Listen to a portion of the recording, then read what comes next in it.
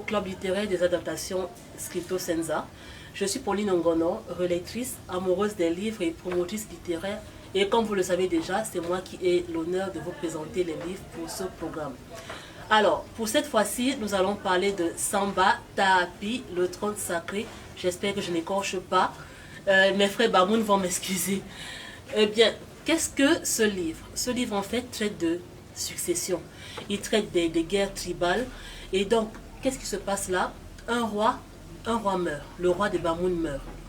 Et après sa mort, on se dit logiquement, c'est son dernier fils qui doit être le chef. Le roi, pardon. Alors, on choisit le roi. Mais à la fin, on se rend compte qu'en fait, il n'est pas véritablement le fils du roi. Il est en fait le fils de son frère.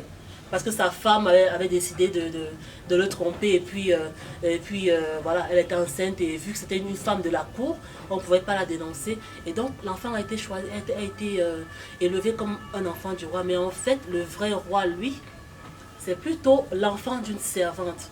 Et donc ce livre-ci, justement, il est complètement d'actualité vu que nous venons récemment de perdre notre roi Bamoun.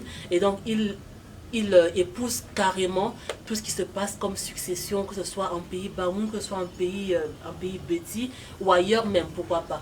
Et donc c'est un livre justement qui nous dit que il ne faut pas s'arrêter aux traditions, il faut voir au-delà, des personnes, il faut choisir des chefs qui peuvent amener la paix, qui peuvent amener la prospérité dans les royaumes en fait. Donc voilà de quoi traite ce livre-ci. Et s'il faut donner mon avis, je vous dirais que ce livre doit être adapté absolument parce qu'il retrace complètement les réalités.